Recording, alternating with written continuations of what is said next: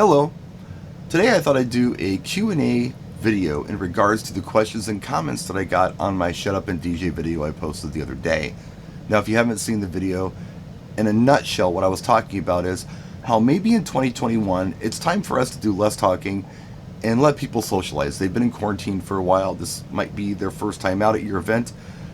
They're desperate for conversation. They're desperate to have a good time and do things that they haven't been able to do in over a year.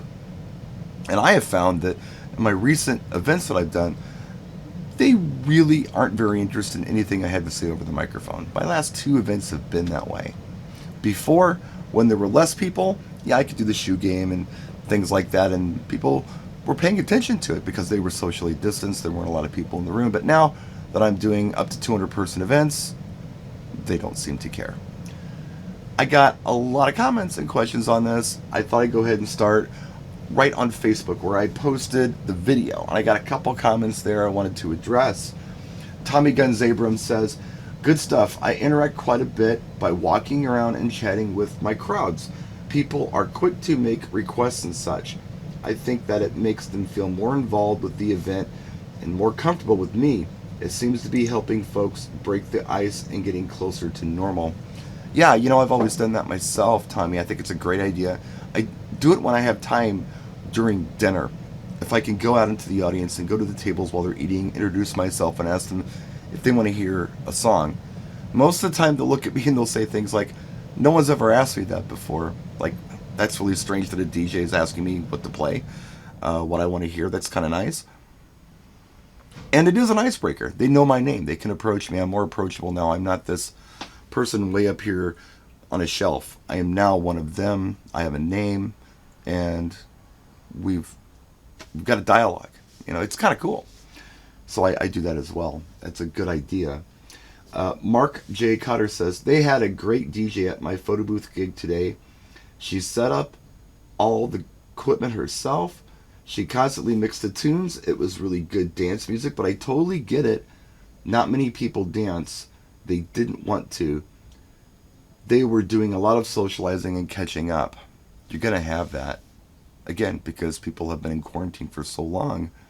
I mean, the human interaction thing is pretty cool. I mean, if you haven't really been around a lot of people for a long time, or if you've been around the same people for a long time, you can now talk to different people and your experiences and how things have been for you and how happy you are to be out, of course. And that's my point.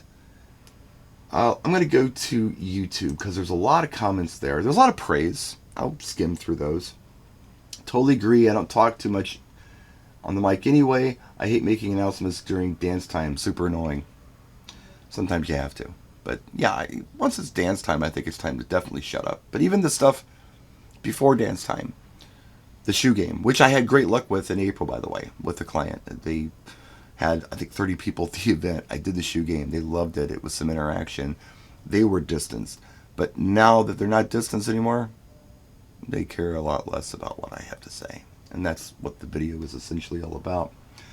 Minimalist mic guy here. I do the mandatory intros, moments, then it's all about the party. No cheese needed. Well, obviously, when you're an MC, and in the United States, the DJs are also the MC. I know in other parts of the world, they divide that up, where you have a DJ and then you have somebody come in to actually MC an event. Here in the United States, we're expected to kind of do it all. And the cheese is probably bad at most events. Sometimes it's fine. I mean, when I do elementary schools and things, I'm on the mic a lot. I'm very interactive. But adults being social, that's different. You were there to play music. This is DJ Jesse. Venues should be charged for announcements. Well, that's kind of a tongue-in-cheek thing that Jesse said, and I understand that. But, when it comes to a venue wanting me to make announcements, which happened at my last event, the venue wanted me to talk about seating for dinner and things like that. There were quite a few things they wanted me to say. I don't mind doing it as long as I'm doing something to help the client's event flow better or more smoothly.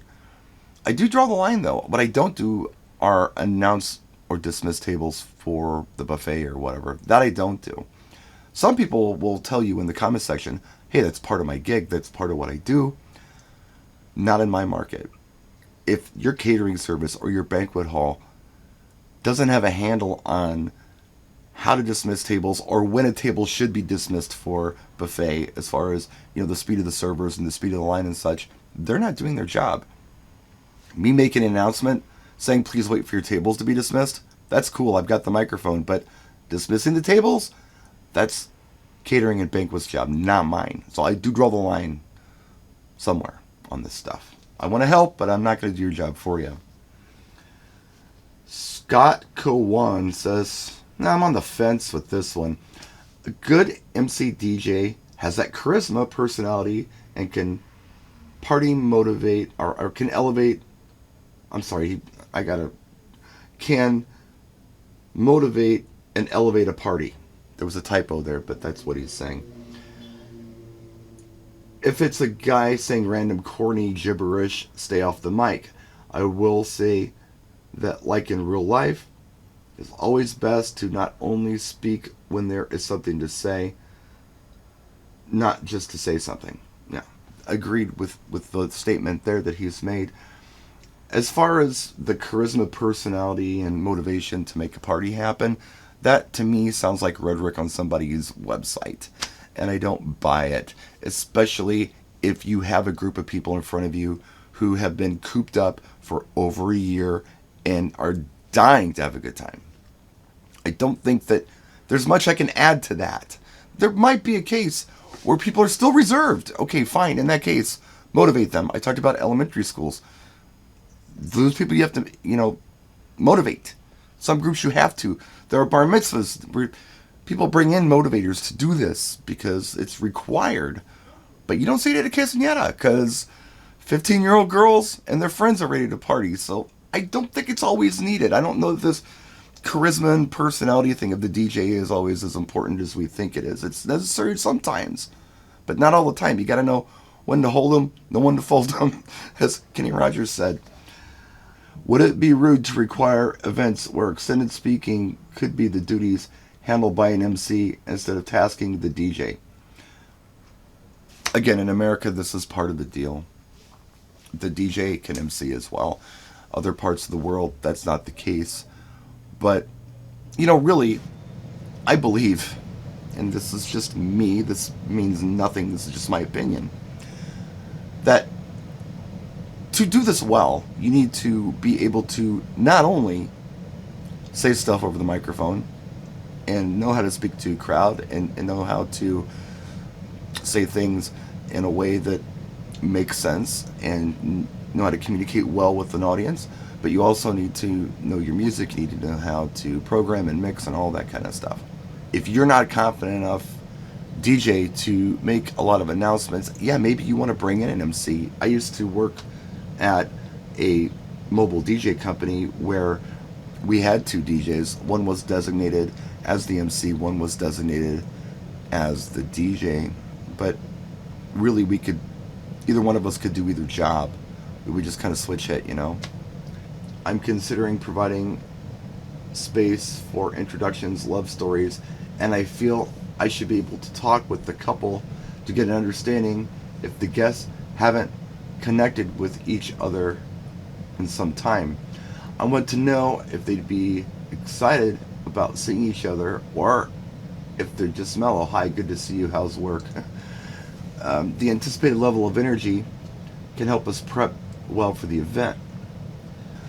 Yeah, if you could know what was going on with everybody before you got there, that'd be great, but I think that's not realistic to absolutely know one way or the other, because you never know. Some families are more social than others. I know that when we have gatherings here at the house for holidays, Blanca's family, they all live here, but it is loud. Everybody's talking, and they're all talking at once. It's not like people are coming in from Puerto Rico. It's all people from Milwaukee, so you just never know. Oh, I've got some comment. I mentioned, I didn't mention anything. In the background of this video, you can see I've got some Duran Duran records on the wall, and some people made some comments about how Duran Duran, love Duran Duran. Nick Hanna Promo Only gave me a great gift, and he invited me to a Zoom meeting with John Taylor and Simon LeBon of Duran Duran with mix show DJs and remixers all over the country to talk about their new single and up and coming album. I didn't say a word, I didn't ask any questions. It's not that I didn't have questions, I was just being a quiet, polite guest. But yeah, that happened, and it was pretty cool. And that's why I had all this stuff on the wall, because from my webcam's point of view, that was my background, and I thought maybe it might draw some attention to me and I get a shout out. It didn't happen, but that's okay. It was a great meeting, and we previewed some tracks coming up. There's some cool tracks coming up. Georgia Moroder produced one of the tracks that's pretty cool. There's one called Anniversary that's really neat. You'll hear it. I think it's the next single. You'll probably hear it this summer sometime. Let's see here. What else do we got? I have a kid saying 2 weeks. They make a wedding seem super easy. Lots of pageantry and stuff above and beyond the norm. Sacrifice the 16-year-old. That's from Bill Holderby. I love Bill. Bill's a great guy. By the way, Bill, they're 15, not 16. You should know this. You live in Southern California. Yeah, quinceañeras. I mentioned that I have a quinceañera coming up next week. And there's a lot involved. It's like a bar mitzvah is what it is. If you've ever done like a full blast bar mitzvah, that's what the quinceañeras are like now. It used to be like, I mean, a long time ago, the quinceañera in Latin and Mexican cultures was almost like a debutante's ball. Hey, our daughter's 15, she's ready for marriage. And they have a party to, I guess, present her to the community as a potential bride to someone.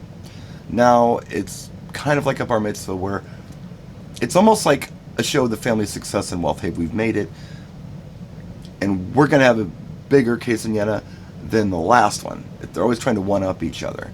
So they're pretty cool, but there's a lot of deep culture and pageantry involved with these, and it can be a lot more convoluted than a wedding. My quinceañera coming up next week is certainly a lot more involved than my wedding this week. So, yeah.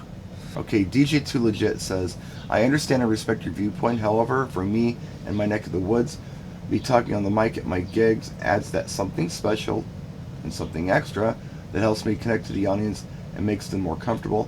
Maybe it's because I've been gigging nonstop here for about a year, so nothing has really changed. So they didn't have a lockdown wherever this guy is. He's down south somewhere. And yeah, down south they probably want to talk more. People talk a lot down south. I'm from down south. And when I go back to my hometown for usually a funeral, and I'm in line at the store, there are people talking to me that I don't know about things I don't care about. It's weird. They're more chatty down there. Here where I live, if a stranger starts talking to me, my first question is, what do you want? It's not that I'm not friendly, it's just that, or the community isn't friendly. We're just very German in that regard. Get to the point and move on. If I don't know you, don't talk to me. I don't know. we're not bad people. We're just kind of German. But yeah, I mean, I get it. I mean, there are, again, like I said before, there are some cases where you do want to do some talking. So I wasn't attacking anybody who talks on the microphone. And by the way, I got 200 likes on this video and 6 dislikes. Which, by the way, still puts me at a 97%, which I believe might still be an A+. If it's not an A+, it's a solid A. So, you know, I wasn't attacking anybody, though. I really wasn't, and I tried to make that clear in the video. If I didn't, I apologize. I was just letting you know what my experience was. And that, you know, maybe trying to push the love story a lot right now, although the client may think it's a great idea, the audience might not be as receptive to it right now as the lockdowns end than they were before. Give it a year, it'll be different. But right now, if you are still on lockdown, I hang tight, guys. You just hang in there. But if your lockdown has just ended, understand that, in my experience anyway, in my area, they do not want to hear me talk on the microphone any more than I have to. Of course, that doesn't mean never talk on the mic. That just means, well, stop monologuing like I'm doing right now in this video. I'll wrap it here. There's more. There's a lot more, but I'll go ahead and wrap it. And if you have any questions or comments, let us know in the comment section. In the meantime, we'll see you soon. Thank you so much for watching. I appreciate you. Practice and enjoy.